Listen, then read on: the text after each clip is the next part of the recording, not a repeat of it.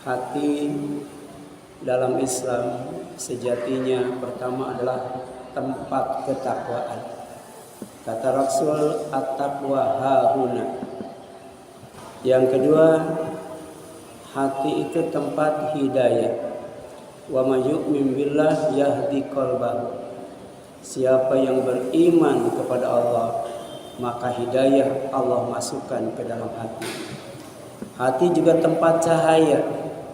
Kita selalu berdoa, Allahumma nawwir qulubana binuri hidayatik kama nawartal arda binuri syamsika abadan abada birahmatika ya arhamar rahimin. Maka tema kajian pada malam ini adalah hati yang dihitamkan.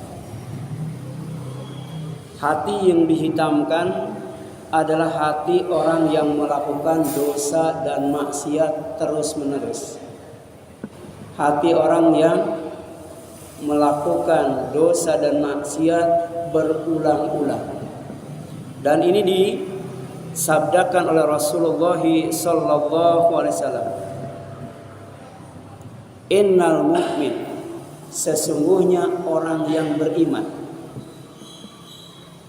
Artinya orang yang beriman itu adalah orang yang putih hatinya. Tapi kemudian idza adzanaba, apabila orang yang beriman itu berbuat dosa, kanat nuqtah sauda, maka di hatinya ada titik hitam. Kanat nuqtah sauda fil qalbihi. Jadi kata Rasul, kalau seorang mukmin itu berbuat dosa, maka satu titik hitam di dalam hatinya. Fa in taba wa naza'a wastakbara. Dan jika dia bertobat, meninggalkan dosa dan maksiatnya, wastakbara, kemudian dia beristighfar, memohon ampunan kepada Allah SWT atas dosa dan maksiatnya, maka saqula qalbuhu, hatinya bersih kembali, hatinya putih kembali. Fa in zada, tapi kalau orang yang beriman itu menambah dosanya,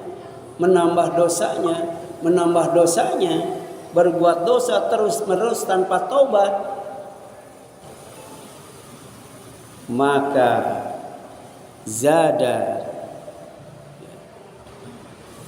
titik hitamnya bertambah dan bertambah. Ini hadis riwayat Ibnu Majah dari sahabat yang mulia yang bernama Abu Hurairah radhiyallahu anhu. Kemudian hati yang dihitamkan adalah hati orang yang di dalam Al-Quran disebut rona. Sabda Rasulullah SAW, fadzalika ron alladzi dzakarahu Allahu fi kitabih. Itulah hati orang yang terus-menerus berbuat dosa, berulang kali berbuat dosa, walaupun dia orang yang beriman, yang bernama ron. Itu disebutkan dalam surat Al-Mutaffifin ayat 14. Kalla bal rona ala qulubihim ma kanu yaksibun. Sekali-kali tidak demikian. Kalau orang berbuat dosa terus-menerus tanpa tobat, sebenarnya apa yang selalu mereka usahakan itu menutup hati mereka. Menutup hati mereka dari cahaya Allah, menutup hati mereka dari hidayah Allah, menutup hati mereka dari iman kepada Allah, menutup hati mereka dari ilmu Allah. Kemudian yang selanjutnya, dahsyatnya dosa dan maksiat yang dilakukan oleh manusia bukan hanya bisa menghitamkan hati, menggelapkan hati sampai cahaya Allah tidak bisa masuk ke dalamnya, Tapi ternyata dahsyatnya dosa manusia itu bisa menyebabkan batu menjadi hitam. Ada batu yang berasal dari sorga. Ketika turun ke bumi, yang asalnya putih, lebih putih daripada susu, karena dosa manusia lama-lama menjadi hitam legam. Batu itu disebut Hajar Aswad. Sekarang adanya di mana? Di Ka'bah. Dan ini dijelaskan oleh Rasulullah sallallahu alaihi wasallam, nazalal hajarul aswad minal jannah. Jadi Hajar Aswad itu turun dari sorga. Ya. Wa huwa asyaddu bayadan minal laban.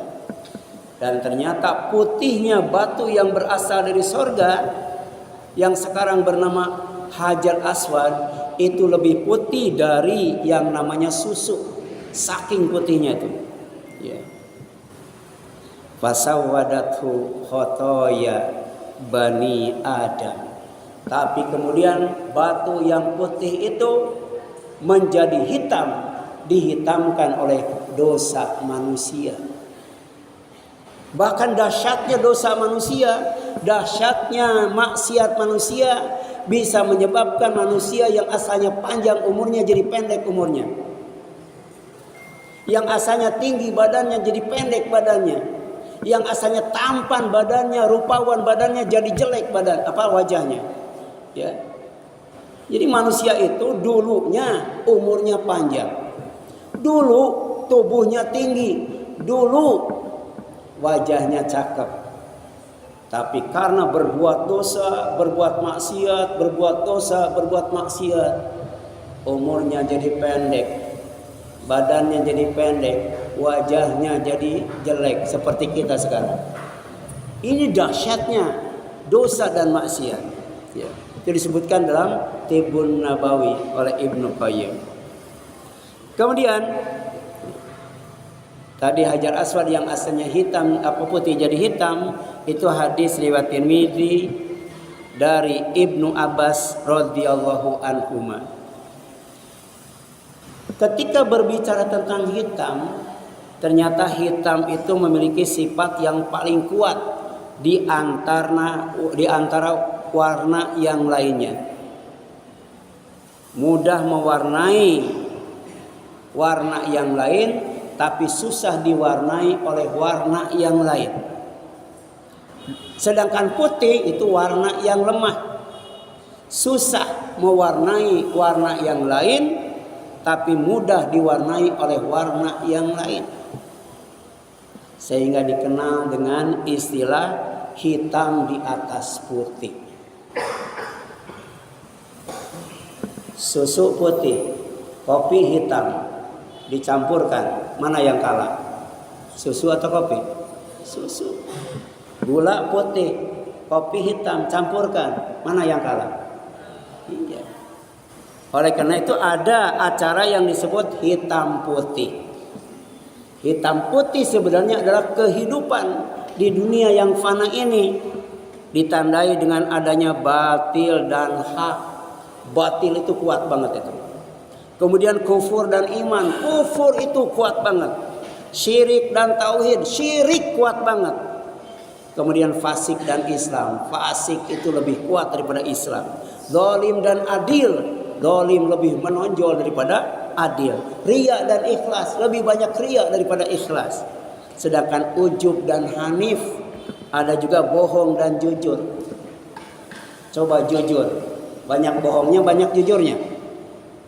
Banyak bohongnya, banyak jujurnya. Banyak bohongnya. Ada orang yang sampai nggak bisa jujur, namanya dajjal.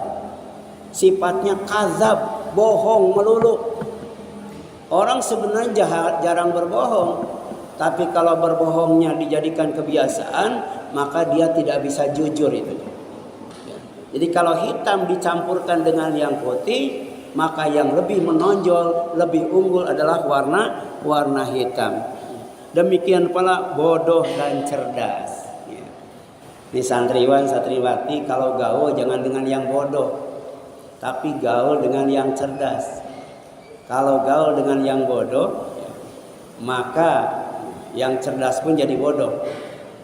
Tapi kalau gaul dengan yang cerdas, insya Allah yang pintar tambah cerdas. Demikianlah hitam putih kehidupan di dunia ini. Ya. Ada orang yang gaulnya dengan minyak wangi. Orang itu tambah wangi atau tambah bau? Tambah wangi.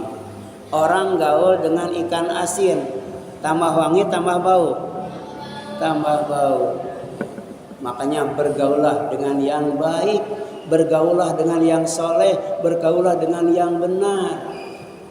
Dalam Al-Quran diperintahkan warka'u ma'ar raki'in. Ya. Hendaklah kalian ruku bersama orang-orang yang ruku. Kalau kita suka sholat, gaulnya dengan yang suka sholat, jangan dengan yang tidak suka sholat. Ya. Karena yang tidak suka sholat itu pengaruhnya lebih besar daripada yang suka sholat. Kemudian hati yang dihitamkan adalah hati orang kafir. Ya.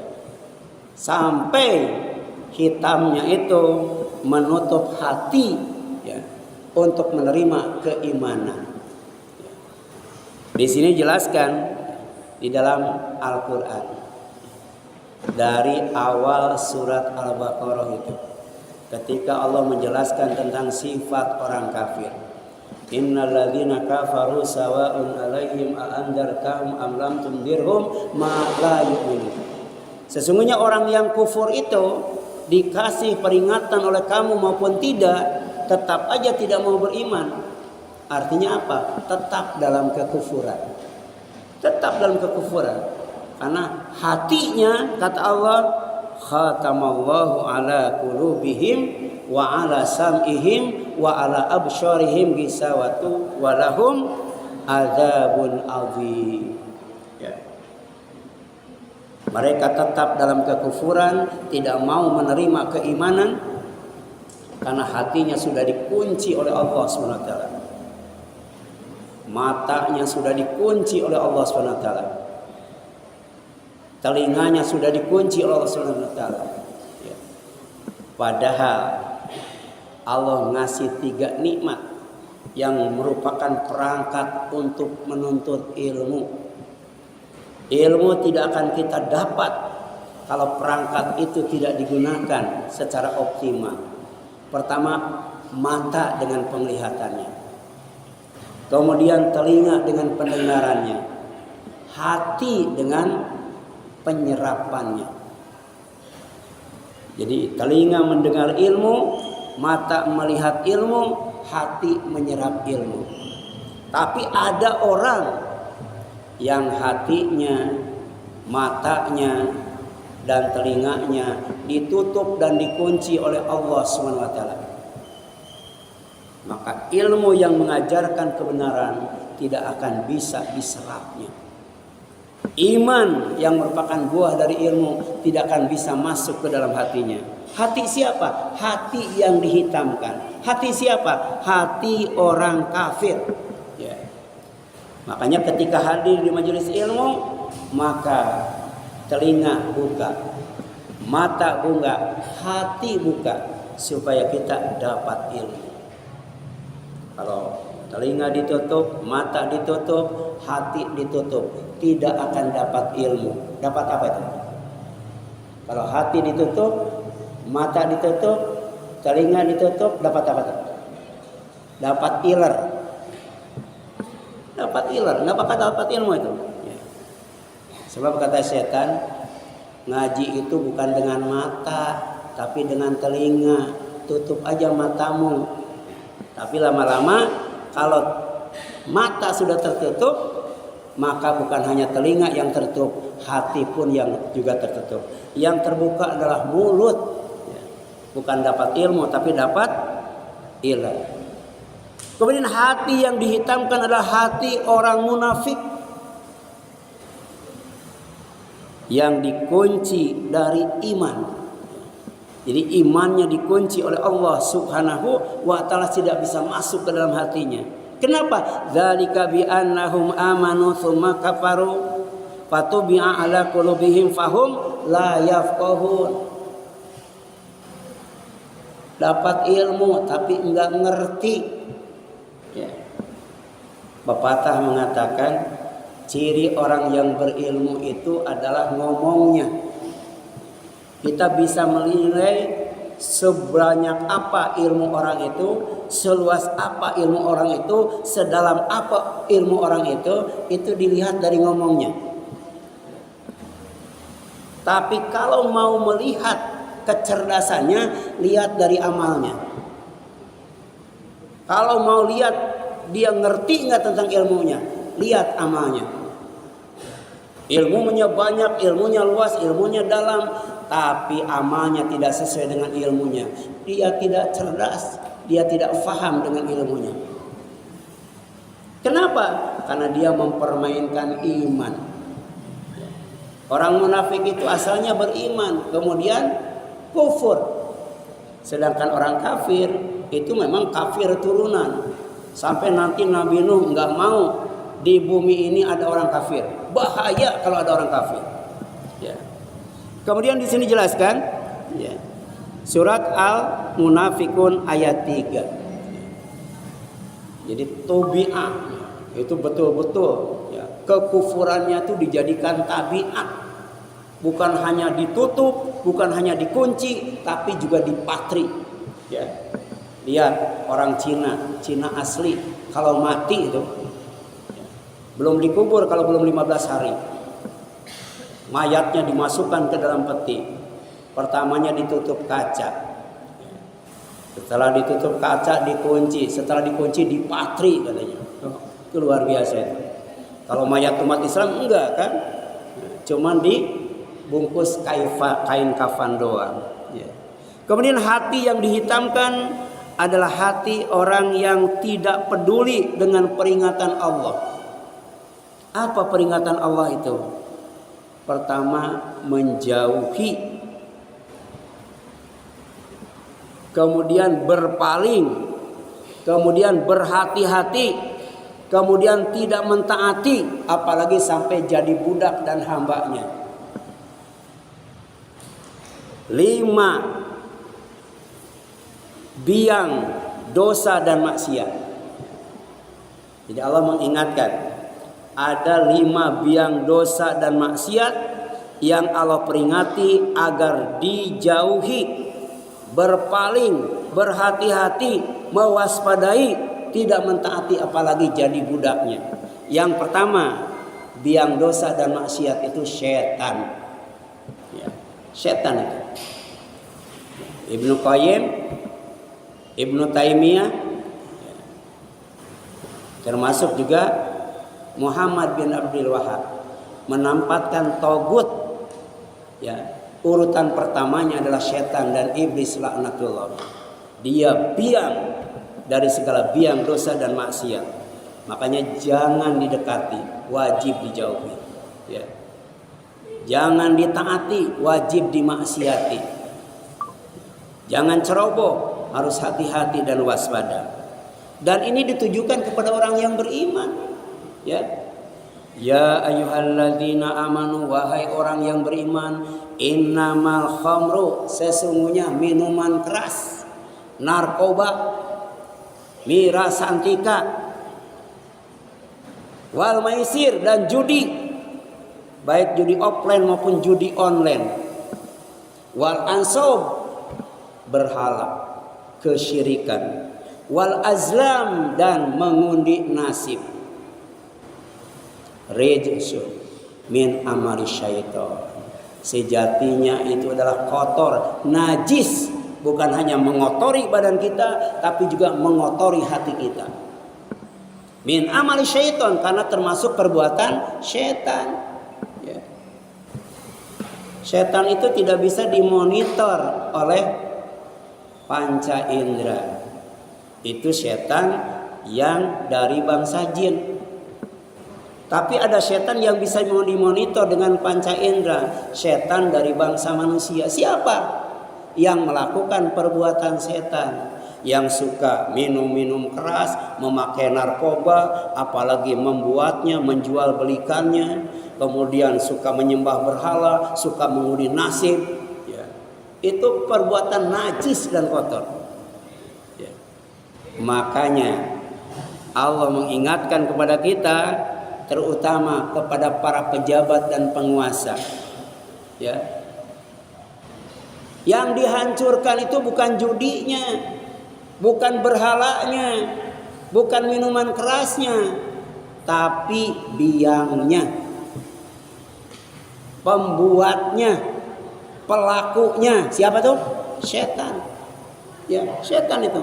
Makanya kata Allah, fajtanibuhu, jauh setan, baik dalam bentuk manusia maupun bentuk jin, la'allakum tuflihun, agar kalian beruntung. Rugi kalau kita dekat dengan setan. Rugi kalau kita melakukan perbuatan setan. Jadi intinya, ya, minum-minuman keras itu tidak menguntungkan. Judi tidak menguntungkan. Demikian pula menyembah berhala tidak menguntungkan. Termasuk juga mengundi nasib itu tidak menguntungkan. Ya. Kemudian diperintahkan oleh Allah, jauhi setan, ya. Ya. Berhenti melakukan perbuatan setan, tapi supaya berhenti total, jauhi setan. Ini ayatnya pendek, tapi mengandung makna yang sangat luas dan dalam. Surat Al-Maidah 90 itu, ya. Kalau sekarang kan yang dihancurkan apa? Narkobanya, ya, mirasnya, ya. Yang dihancurkan botolnya, pilnya, ya. Sementara pabriknya dibiarkan, ya. Itu bandarnya dibiarkan.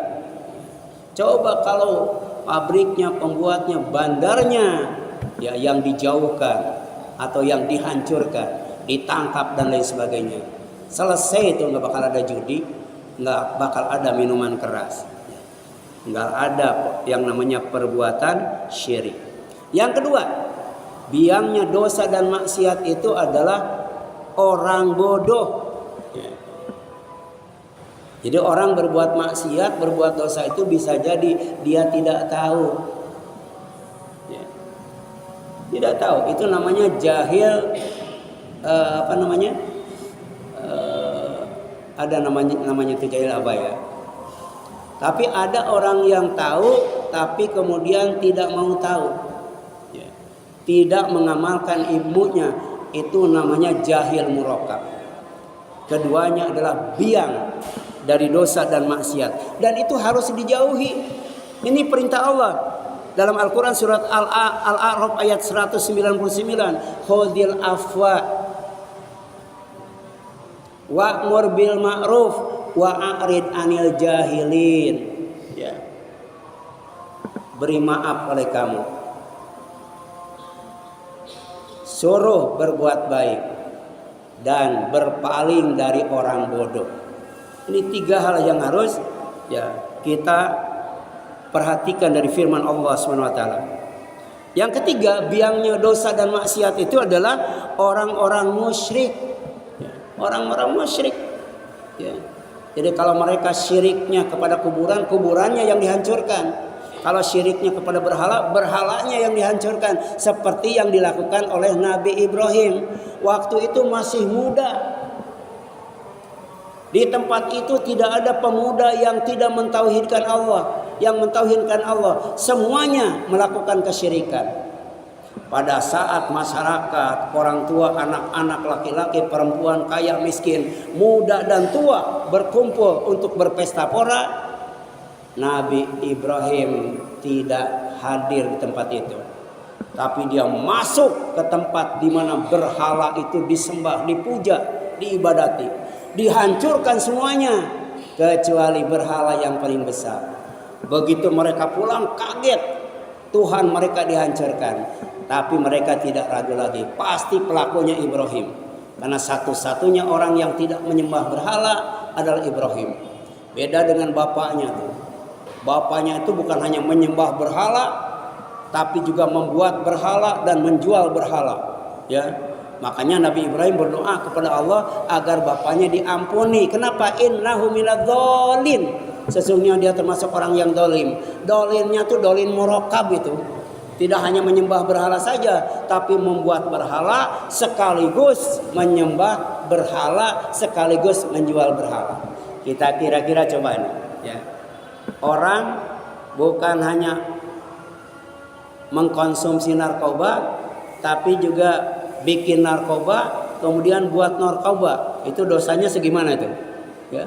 Luar biasa ini, ya. Ya. Makanya di sini jelaskan ittabi ma yuha ilaika mir rabbika la ilaha illahu wa a'rid anil musyrikin. Ikuti Al-Qur'an. Wahyu yang diwahyukan kepada Rasulullah SAW, kemudian ucapkan kalimat la ilaha illallah, tidak ada Tuhan yang pantas diibadahi selain Allah, tanamkan dalam hati sanubari yang paling dalam. Tapi supaya total, wa a'rid anil musyrikin, jangan dekat dengan orang musyrik, jangan bergaul dengan orang musyrik. Itu surat Al-An'am ayat 106, ya. Kemudian yang keempat, ya, biang maksiat dan dosa itu orang munafik. Orang munafik. Di sini jelaskan orang munafik itu, ya, Allah sifati dengan dua hal. Pertama, penampilannya tuh menarik, orang munafik itu. Yang kedua, ucapannya juga menarik. Ya.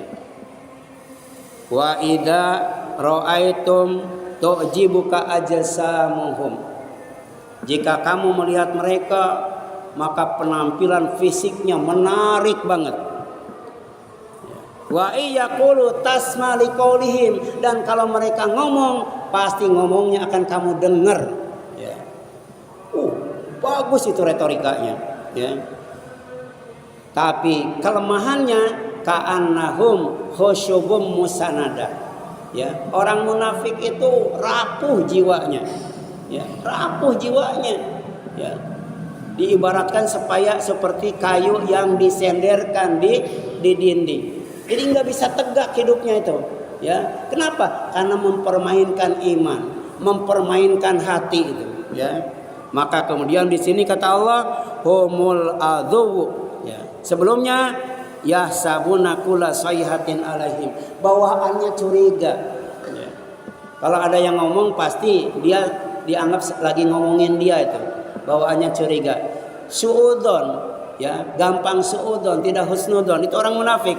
Kata Allah humul adhu, jangan ragu lagi, mereka itu musuh kamu. Ya, fahdharhum, hati-hati terhadap mereka. Ya.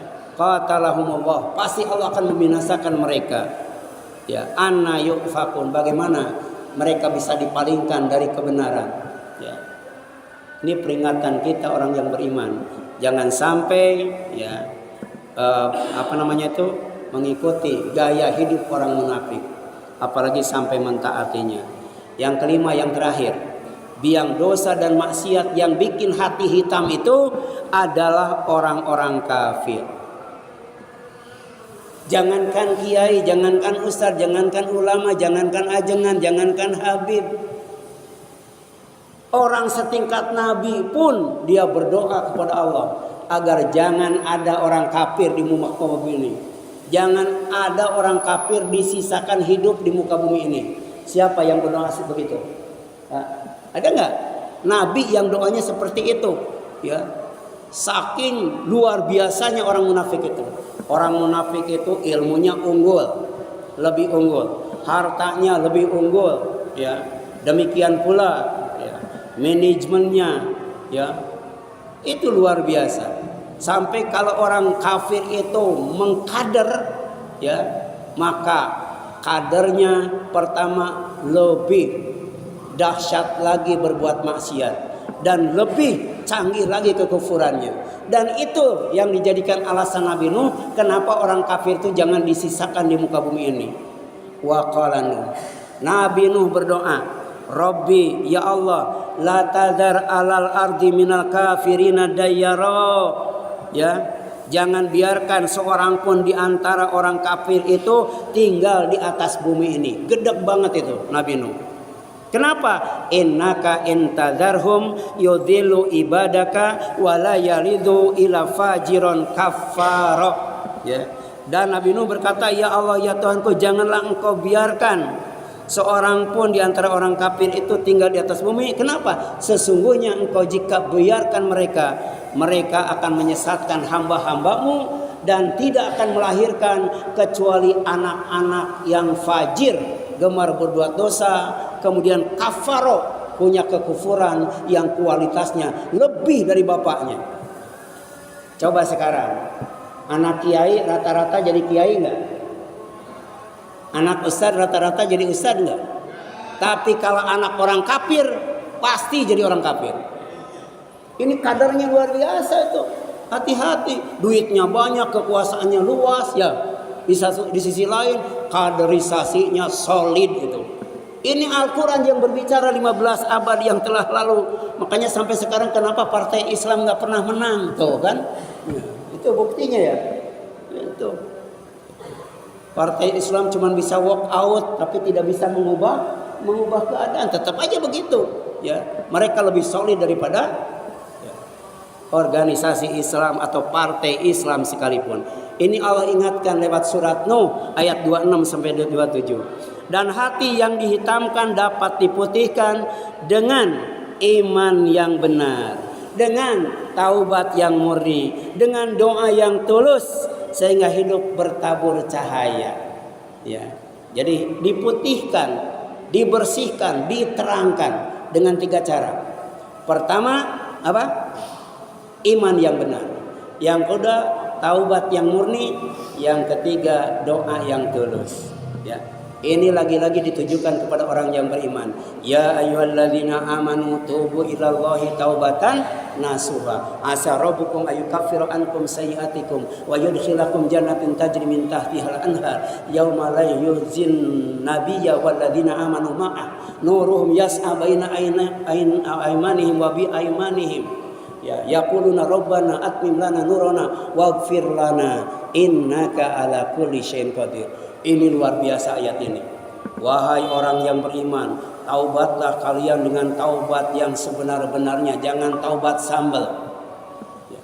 Mudah-mudahan Allah Rabb kamu pertama akan menutupi semua kesalahan kamu, yang kedua akan memasukkan kamu ke dalam surga. Kapan? Pada hari dia tidak akan menghinakan Nabi, tidak akan menghinakan orang yang beriman yang bersama Nabi. Cahaya mereka memancar ke depan dan memancar ke kanan. Di dalam surga dia merasakan betapa pentingnya cahaya di tempat yang sangat gelap. Walaupun dia sudah masuk surga, dia tetap berdoa. Apa doanya? Rabbana atmim lana nurana waghfir lana innaka ala kulli syai'in qadir. Ya Allah, sempurnakan untuk kami cahaya kami. Ampuni dosa kami. Sesungguhnya Engkau Maha Kuasa atas segala sesuatu. Oleh karena itu makin bersih dari dosa, makin terang cahaya di sorga. Dan Allah mampu menjadikan manusia tubuhnya bercahaya. Kalau sekarang memancarkan cahaya atau memantulkan cahaya? Sekarang itu memantulkan cahaya. Tapi nanti Allah kuasa manusia yang di dunianya ya memantulkan cahaya, ketika di sorganya bersih dari dosa dan kesalahan, dia akan memantulkan cahaya ke depan dan ke kanan. Wallahu a'lam.